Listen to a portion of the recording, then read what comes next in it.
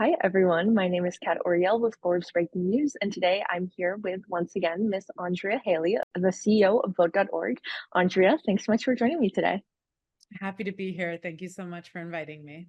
Of course. So it is 2024. We're in a presidential election year.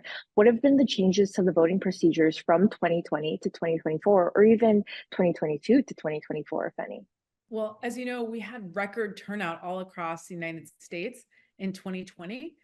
We were really excited to see a ton of people, especially young people, showing up and exercising their right to vote.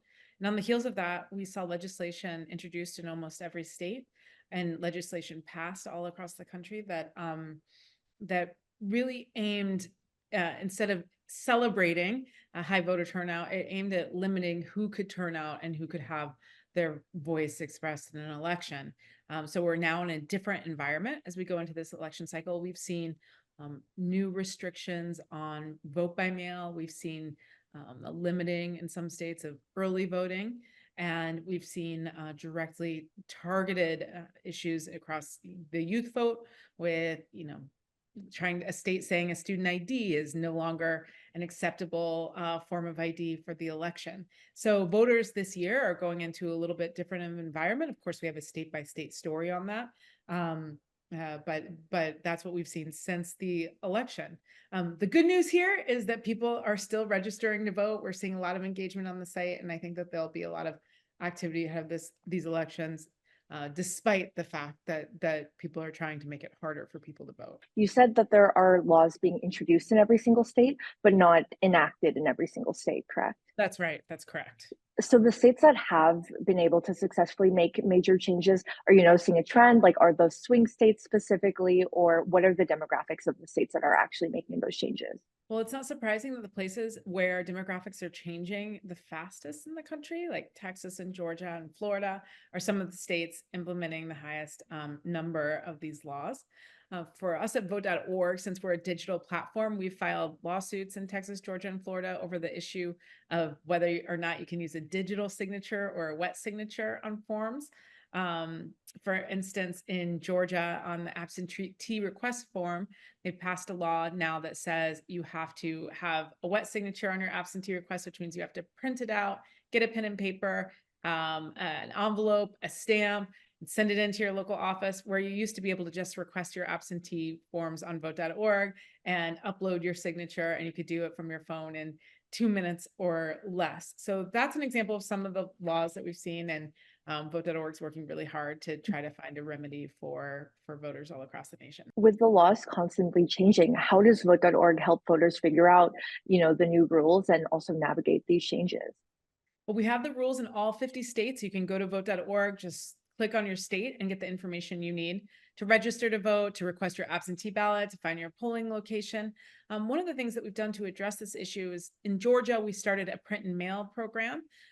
So that means that we can actually, you can fill out information and we can print and mail your application to your house. We then get a barcode that we put on the envelope so we can track it, and we know when people receive it, sign it by hand, or down there they call it pen and ink, and then send it back in. If you don't send it in, we can send you a text message to make sure that you get your absentee request form in. So that's just like our print and mail program is one of the ways that we've tried to address this. Of course, it takes extra resources and extra time and extra staffing to make sure that we can pull this off for voters, but we don't want these new laws to get in anyone's way of expressing their right to vote. Along with the lawsuits that you filed and spreading information generally, a lot of what you do at Vote.org as a nonpartisan platform is dispelling a few myths about election fraud that are perpetuated more often than not by, of course, right-wing members of the Republican Party. So I just wanted to go ahead and walk through some of these myths that we're hearing heading up to the election. So we've talked about it a little bit, but absentee voting and voting by mail, there's a lot of misinformation that comes out about how safe it is. So can you just talk to me a little bit, going back to my first question, what you're seeing and the changes around that, the importance of absentee voting in this election, and, how candidates and organizations like yourself can be doing a better job of letting people know it's safe? Absolutely. We're seeing attacks. One of the things to realize is that it's not about red versus blue anymore. It's about red, white, and blue. We are seeing attacks on the election infrastructure itself, whether that means attacks on election workers, attacks on processes that by which people have their share their voice and vote. And so one of the things that we've also seen is attacks on vote by mail. We know that voting by mail is a safe and secure way to vote for a good number of people all across the country, and it's not partisan. And I think the danger is when we make these things, the processes themselves partisan. For instance, in Florida, a more conservative element tends to use vote by mail, and in California, a more progressive number of people use vote by mail. Vote by mail is a safe and secure way to cast your ballot all across this country and doesn't really reside with one party or the other. We've had vote by mail since the Civil War. That's when people first started voting by mail, when maybe someone was fighting outside of the state that they were in and wanted to access the ballot. So it's about as American as apple pie. And we know how to count ballots safely and securely. I think the biggest thing is with increase in vote by mail, sometimes it may take a little bit of extra time to make sure we count every vote. And that's the most important thing about vote by mail, but it's a streamlined, secure way for people to participate in elections.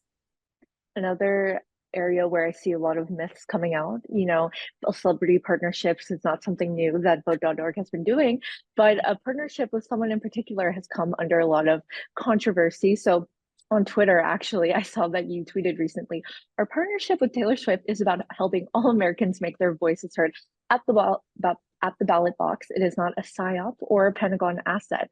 So they're actually this week, I'm sure you saw a new poll that showed 1 in 5 Americans believe Taylor Swift is part of a covert effort to reelect Biden. So what is your reaction to these claims? Why did you even feel the need to send out that tweet? I think of all the things that I thought I might see this election year, this one caught me the most by surprise. The idea that Taylor Swift's partnership is anything other than her posting and wanting people to access their voice. I mean, she sent people to Vote.org. Vote.org is a nonpartisan site. You can, find nonpartisan information at Vote.org.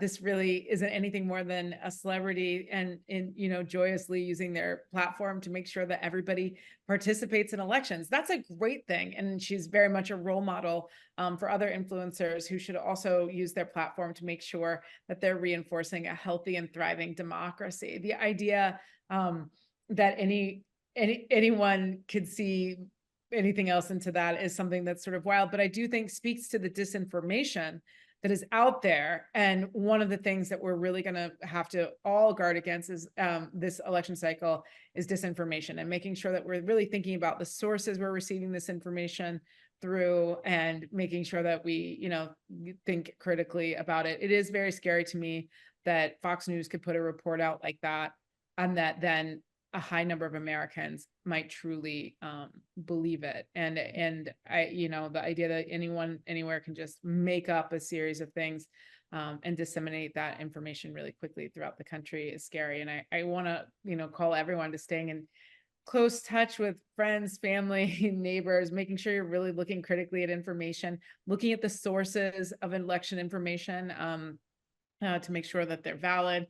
And then and know that we're going to continue our work of working with influencers, whether it's Taylor Swift or Rihanna or Kylie Jenner, all of which who have posted about Vote.org in the past and told people to go vote. We're going to continue that work, and we're going to also make sure that people who are micro influencers in states, maybe students on college campuses and people who have a YouTube gaming show, we want everyone to use their platform to remind people about election dates and deadlines this election cycle. Speaking of Taylor Swift, were you at the Super Bowl this past weekend? I was not at the Super Bowl, but our team was on the ground at the Super Bowl. They were on the ground passing out Vote.org friendship bracelets since Taylor Swift was at the game, to remind everyone that, to cheer for their favorite team, cheer for Taylor's boyfriend, and to also, get out there and vote. Yeah, so the reason I asked, of course, is because I saw those friendship bracelets and was very jealous and want one. But I'm just curious, when your team is on the ground and doing those sort of guerrilla marketing, still getting people to register to vote in person at events like this, what is the sentiment that, your folks are hearing from people on the ground? There's a lot of excitement about the bracelets, a lot of excitement about the game and Taylor. I think that on the ground, there was a really positive response, and we're seeing a lot of momentum going into this election cycle. People are aware of what's going on and they want to participate. They're saying that they'll tell their friends to participate. I think that there's kind of a spirit of excitement that's happening. And this is very early in the election cycle to see this level of enthusiasm. The team has some big events coming up too. We're in Indianapolis for NBA All-Stars, so we're excited to do more work there. But it's very important in these big moments that have a lot of cultural relevance throughout the country to make sure that people are having fun, having a good time, entertained, and then also reminded that we have huge elections coming up, not just the presidential, but really big elections in the House and the Senate, and in local races all across the nation. And that, there's only 260 days or so left until the election. So time to get excited, get going, plan your vote early, think about how you want to vote, make sure that you check vote.org and check the laws in your state and see how things have changed or not changed, and make sure that you can get out there and have your voice heard. But we're getting a great reception. Yeah, that's great to hear. So we talked about vote by mail, celebrity partnership myths. What are the other myths that you think it's important that people understand are not true and just want to reaffirm that voting is safe? I think that the biggest thing is, and listen, all states in the year 2024 should have online voter registration. They Mhm. don't all. There's a couple that don't, but we should all be pushing for that. I think that the other thing, What's the statistic there? How many states don't? I think it's somewhere right at 9 states currently don't have online voter registration throughout the country. So that's something that is super frustrating, especially for younger generation, and something that should change. We want to see rules like automatic voter registration and become instituted all throughout the country. We would like to see an expansion again in early voting. There's a myth that somehow early voting causes a problem in the election. I don't even know exactly what people are saying there or thinking, but the more opportunity people have to make a plan in their day, everyone's busy, everyone's working really hard. If you have a couple of weeks to get your vote in, we know that there's going to be more participation. I think the biggest thing for everyone out there to remember is that all of these laws, some of them seem benign. Some of them seem, I think the biggest myth is that these laws are out there to serve voters. Some of them seem benign, but taken in their totality, when you add all of these laws up together, the idea is to suppress 10,000 votes over here, 20,000 over there. It may affect 50,000 in a separate place. And slowly politicians are picking their electorate instead of letting the electorate pick them. And that's where we see a problem with all of this at vote.org. So really getting to the spirit of the intentionality behind the laws, and knowing that they're really targeted specifically towards younger people. They disproportionately affect communities of color, but they're affecting us all because the election processes themselves are under attack. And I think that those are the biggest things that people need to understand as they go into this election cycle. Well, thank you so much for your time today. Is there anything else that we didn't get to touch on that you would like to add?